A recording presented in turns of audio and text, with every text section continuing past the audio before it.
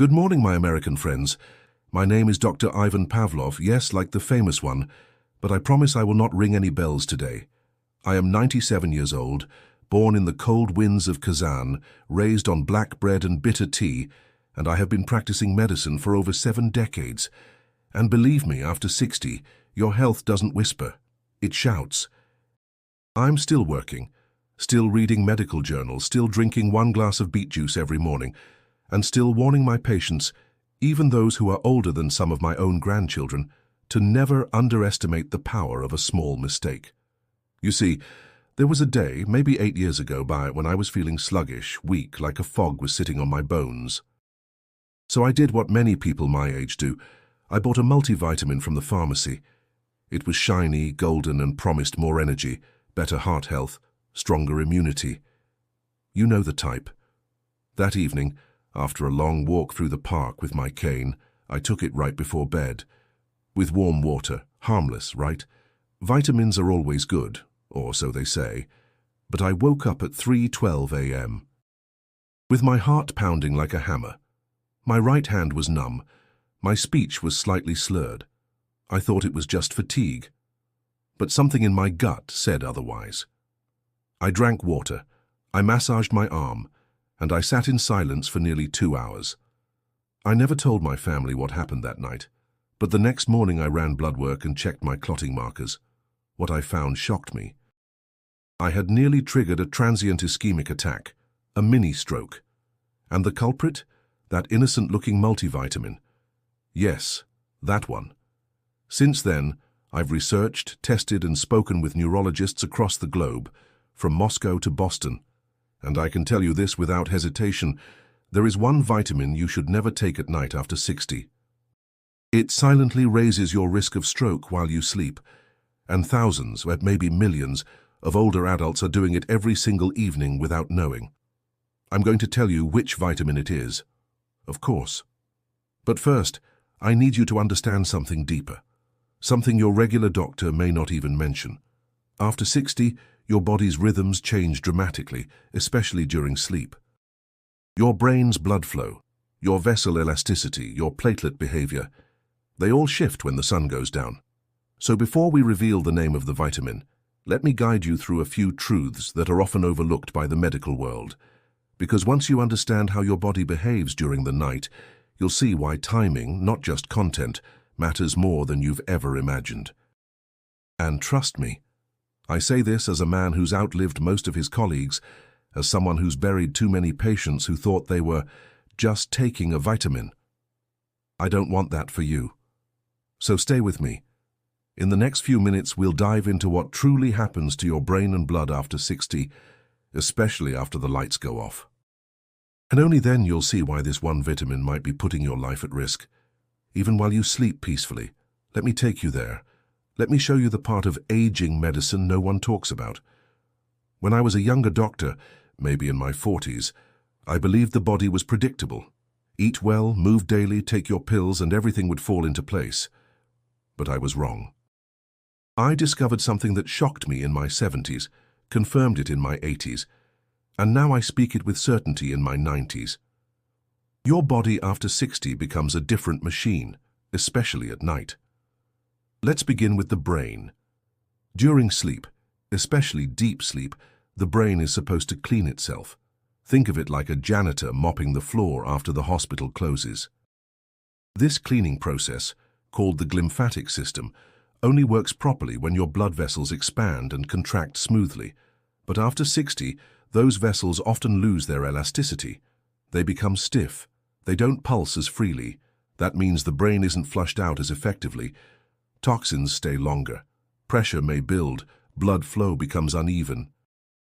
Now combine that with slower circulation throughout the body, and you have a dangerous mix, especially when you're lying flat for 7 or 8 hours. But that's not all. Your platelets, the tiny cells in your blood responsible for clotting, also behave differently. In younger adults, they're active but balanced. But in older adults, platelets tend to become stickier during nighttime hours. The body senses rest, lowers metabolism, and in that quiet stillness, some people's blood becomes too quiet, too thick. Now picture this. You're in bed. Your heart rate is slow. You're not moving. Your vessels are narrower. Your blood is thicker. And you've just added something, a pill, that silently encourages even more platelet activity. It's like throwing a match in dry grass. But here's the cruel part. You don't feel it. Not until it's too late. A mini-clot forms. It floats up to a narrow artery in the brain. It gets stuck. 10 seconds later, part of your brain stops receiving oxygen. You wake up and can't move your arm. Or your speech sounds funny. Maybe you don't wake up at all. This is not fear-mongering. It's physiology. It's science.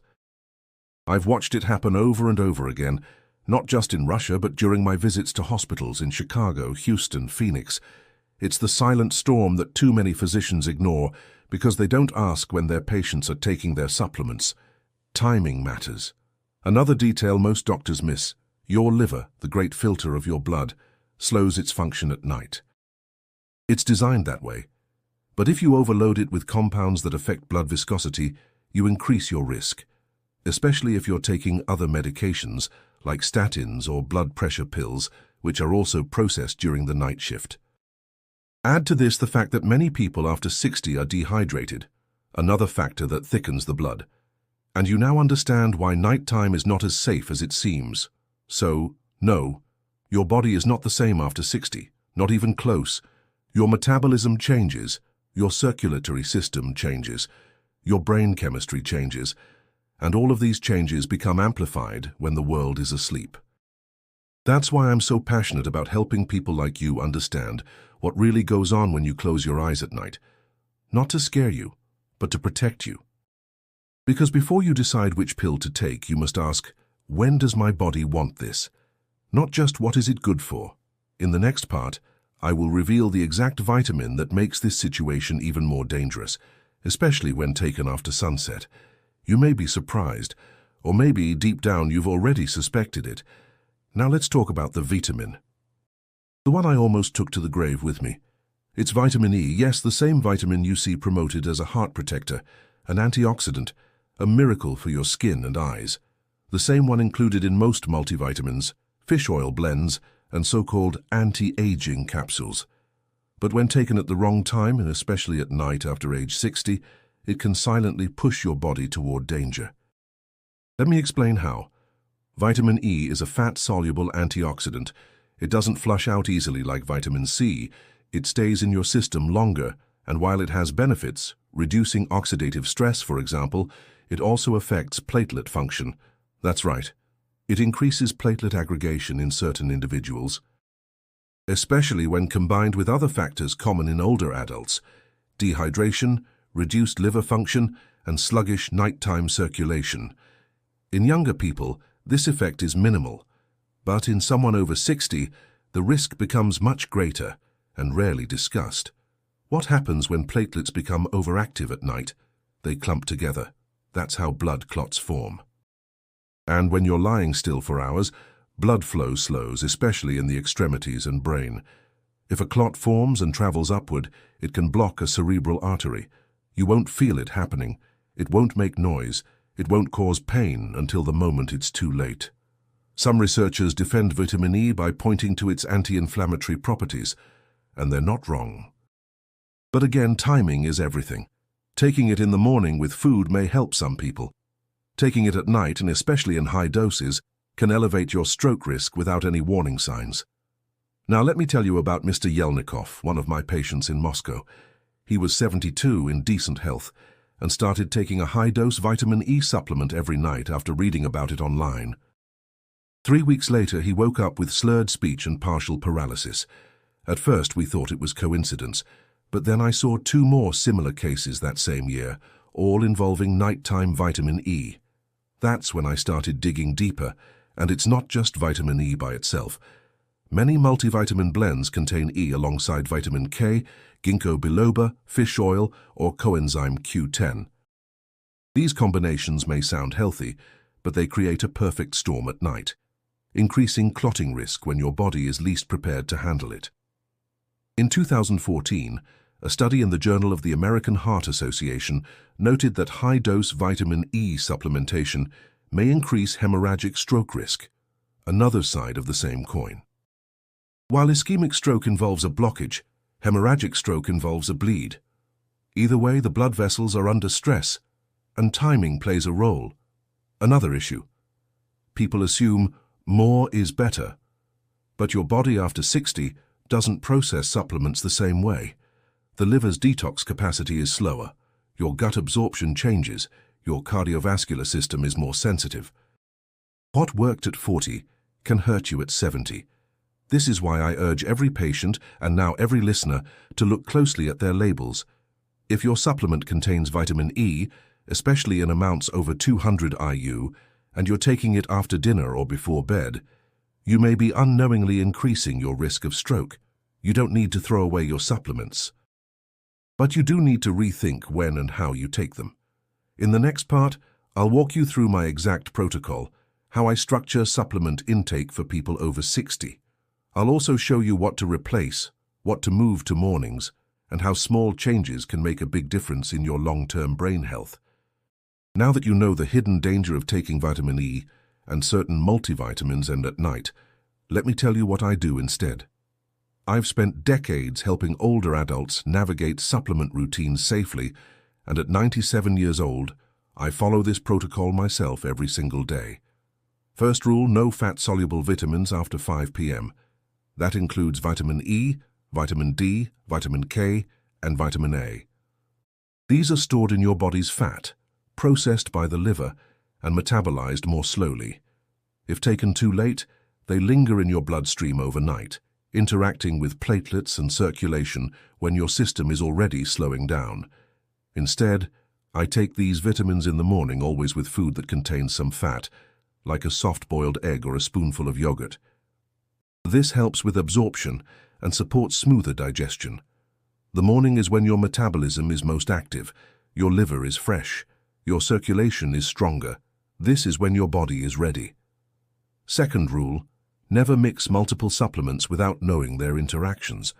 Most multivitamins marketed to seniors have too many ingredients packed into one capsule. Some include vitamin E, ginkgo, and even omega-3s, a trio that may increase bleeding risk or affect clotting in sensitive individuals. Instead, I separate things. If I take omega-3, I skip vitamin E that day. If I take magnesium at night to help with sleep, I make sure it's magnesium glycinate, not magnesium citrate, which can cause diarrhea and affect absorption of other minerals. Third rule, always check your medications. If you take statins, blood pressure pills, or blood thinners like aspirin or warfarin, you must be extremely cautious with supplements. Many of them, especially those advertised as natural, still have strong pharmacological effects. Vitamin E, for instance, may amplify the effects of anticoagulants, increasing your risk of internal bleeding or stroke. In my clinic, I require every patient over 60 to bring me their full list of medications and supplements. We review each one together. Sometimes all it takes is changing the time of day, not eliminating the supplement entirely. Fourth rule, replace risky supplements with natural food sources when possible. Instead of synthetic vitamin E, I recommend eating a few sunflower seeds, a slice of avocado, or a drizzle of olive oil with breakfast. These provide the same antioxidant benefits in a gentler, more balanced form, without spiking platelet activity. Fifth rule, prioritize hydration and movement. Supplements cannot save you if you're dehydrated or sedentary. Blood clots form more easily in thick, stagnant blood. Drink water throughout the day, not just before bed, and move every 2 hours, even if it's just walking around the room. Here is my personal daily protocol at age 97. Morning with breakfast, vitamin D3, 1000 IU, fish oil, low dose, magnesium, 1 slice of rye bread with olive oil. Lunch, leafy greens, lean protein, herbal tea. Dinner, no supplements, light meal, no sugar, no caffeine. Before bed, warm chamomile tea, no pills, that's it. No magic. Just discipline and timing. The point is not to fear supplements. The point is to respect them. At our age, the margin for error is smaller. The body speaks softly, and we must listen closely.